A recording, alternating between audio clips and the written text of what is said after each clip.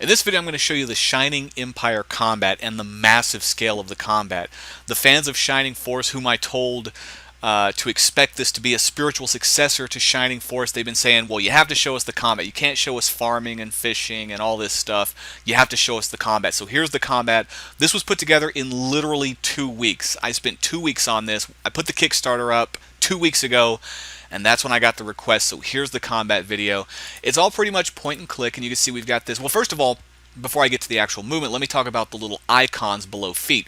The green icon means this is who's up. Yellow indicates your allies, and red indicates your enemies. And I've got this bar at the bottom which I can use the arrow keys to navigate, or I can click it. So very simply, we just move around and we start attacking people. And she's a spellcaster, so I'm going to have her use Light Heal. And this guy, have him attack right here. Now the battle's going to go to a completely different part of the map. And this is a castle. Castles are very important because if you take a castle or build a castle, you can then use it to recruit and train infantry. And we've actually got some guards out front protecting it, but they are greatly outnumbered. This could be a serious problem. Now fortunately we've got cannons on top of this castle which can do massive splash damage. You can see it hit all 3 of those guys, and one of them's just about ready to die. See if we can take out 2 of them. We were able to. Now the battle's going to go way south, and I mean way south. This map is massive. You're actually only seeing a very small portion of the map. Now this section of the battle, I should say, is a problem because, again, we're outnumbered, but now we don't have a castle to rely on for defensive fortification, so now we have to make our own.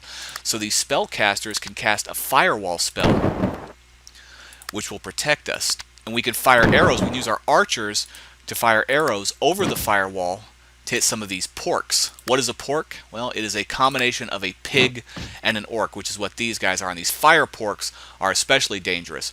Now you're going to notice very small characters here. These are actually children. And as I said, everybody who's on the map at the time will be pulled into the battle. We need to protect them because you're not going to look like a very good mayor if children are dying in your city. So we need to protect them because this can... There's no respawning in this game. If they die, they're gone forever. And they have parents that are in this town. And their parents are going to be very concerned about their children dying. And it could lead to... There could be major consequences for this happening. Now up here we've got a little bit of a zombie infestation. Now again, most battles, everybody's going to be together. Not always, but usually they will be. This is just a way of showing you the size of a battle. These guys are all grouped together, so they're just asking to be hit by a meteor spell, which is another spell that has greater range. And he doesn't really have anybody he can attack. He can come over here and hit this zombie. And that's the end of our turns, so now it's time for the monsters. And there are, I think in this battle alone, we've got about 120, 130 combatants. I wanted to have it about 3 times that, but the video can only be so long. So I figured it was best just to keep it small. Yes, this counts as a small battle. And you can see these guys are unable to penetrate the firewall. They're closing in. It's sort of a scary feeling because this fire will eventually burn out. And we've got to hope that it burns out when we're able to replenish it. But we can use our spellcasters to keep these guys at bay. We've got meteor spells. We've got the lightning bolt spell, different things that we can use. We've also got the archers who can keep firing at them. And we've got the children who, they're not really good at combat, but they're capable of using potions on each of our potions or buff potions for healing and potions for buffing, replenishing spell points, damage buffs, all sorts of stuff. Now we're back in Zombie Town. Now they're going to be able to do a little bit of damage. They don't hit too hard. We can move our cursor over any of these guys to see what they've got. Here's some kobolds down here, a little bit stronger, or a little bit less stronger than the zombies. The green guys are zombies. The brown ones are corpses. And you can see, just look at the amount of red and yellow on this map. A lot more red than yellow, but we're significantly stronger. I talked about permadeath, and that's true. Permadeath for everyone, including your own character. You die in this game, it's game over. And because the game saves periodically while you're playing, there's no going back to a previous save point. It's not going to happen. So, for a game that I've said is going to take 100 hours to complete, you have to be very careful because you could lose it all. Now, I may take away the permadeath for the main character. I haven't decided yet, but most likely I will not do that because I want to have a game that's challenging, a game that's fair too. We don't have any dice rolls. You notice that when these guys hit, it's always for pretty much the same amount. There's no random misses, no random dice rolls. You're going to know before you enter a battle exactly what you're going to get into, and you'll be able to always get out of a battle.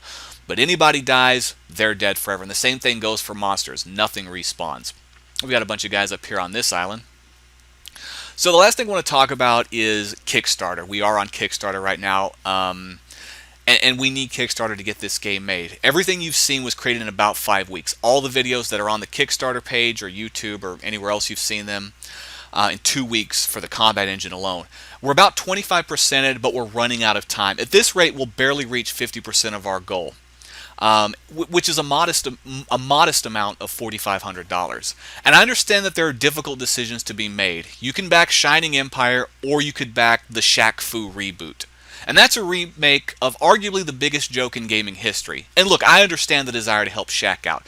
He only made about, what, $250 million in his career? Mansions aren't cheap, I understand that. But here's the thing. I guarantee you that the Shaq Fu reboot gets made regardless of what it raises on Indiegogo. Shining Empire will not be finished if the goal is not met. I am literally the only person working on this game right now, and I can assure you, there's no one who can get this made except for the contributors. So check it out on ShiningEmpire.com. There's more videos and lots of info. Every contribution helps. If you want to see this game completed, help us spread the word. Thanks for watching.